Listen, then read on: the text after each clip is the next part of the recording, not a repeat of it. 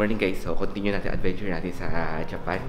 Right now, day 7 na namin. Punta kami sa Nijo Market o Niho Market. Yan.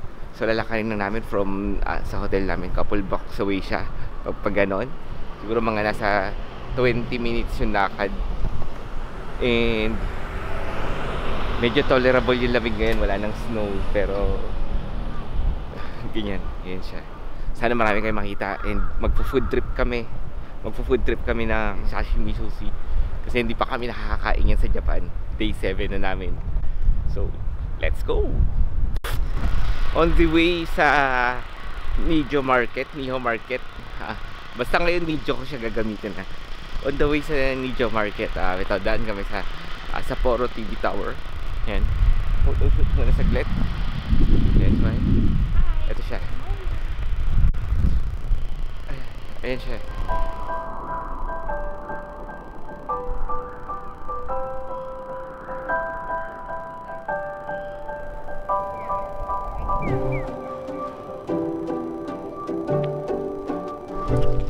Yan guys, nandito na tayo sa market, sa Nijo Market. Konting lakad lang siya, mga 20 minutes. Matagal lang kami kasi nag-photo pa kami. Hanap na kami ng food namin dito. Seafoods naman, excited na ako. Guys, explore tayo saglit ang market, then food trip.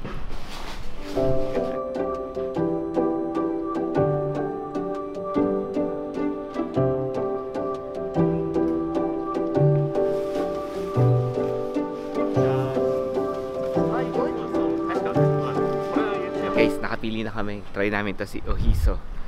Yan. So kakain ako nung uni. Anong orderin mo? Ako yung uni na may ano, crabs. So,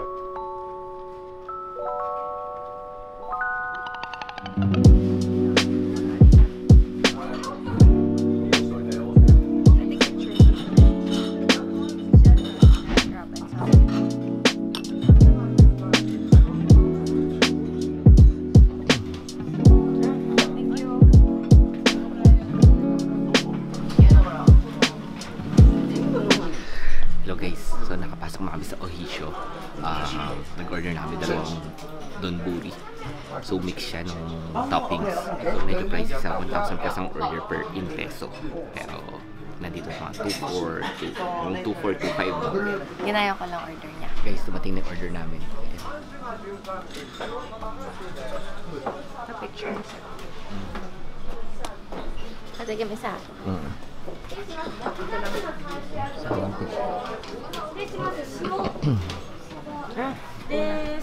Ayan.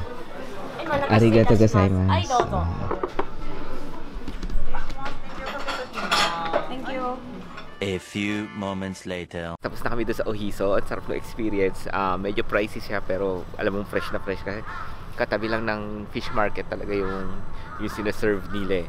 So yung kinuha ko yung kaisen donburi. Mix siya ng mga seafoods. Ikaw mamimili ng combination mo. Aabot ka ng mga nasa 2,000 plus yen. So around 1,000 plus yun per order. Pero maganda experience. So ang next stop namin is magpe-prepare na kami. Short stay lang kami sa Sapporo. And actually pag January 1 pala sarado yung mga sites. So hindi kami nakaikot. Right now balik na kami ng Tokyo. JR Express ulit. Magre-review ulit tayo ng bento boxes. Saan? Sa JR. Then dadating kami sa Tokyo. Magstay kami for a while. Then lipat kaming Kyoto. Let's go!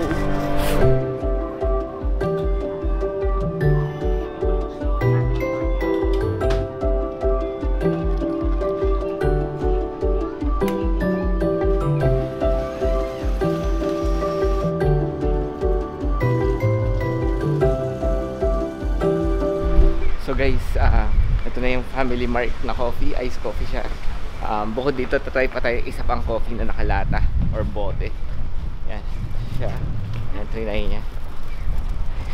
Pagod. Tapos ngayon, hindi ko kayo napakitaan kahapon nung hotel tour. So, si Mitsui Garden, West Sapporo yung kinuha namin. Pakita ko sa inyo yung amenities. Then, pati room tour. Pero magulo na yung room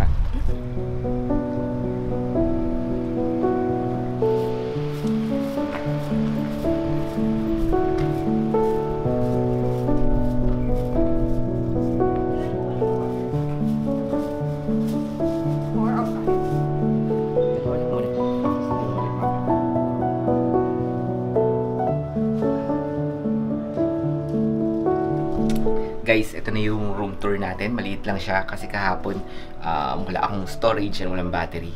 So ngayon nandito na. Kaso gamit na namin. Pasensya na kung magulo. Ayan. So may sabitan sila dyan. Hanger. Then may lalagyan ng luggage. Then konting step pa. Yan na yung room. Dalawang bed. Laki. May outlet doon and may outlet din doon. Then, ito yung flat screen TV. Yan.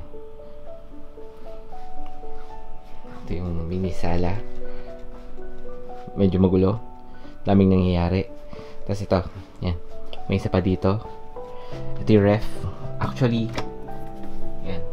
So sa Japan, yung mga hotel na napuntahan namin, wala talaga laman yung ref, pero pwede nyo gamitin. So, bumili kami ng mga, ano namin, ganda ng tubig dito. Pag free lang siya, pero nakabote.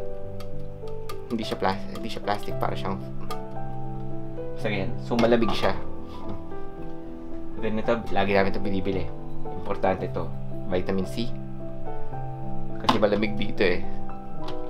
Plus, importante rin to. Alam niyo na, strong zero. Ayan. Then may cabinet din siya. Laki oh. Medyo magulo. So, that's it. Short room tour ng Mitsui Garden sa West Sapporo. Ayan. Ito yung view ko. Main Street.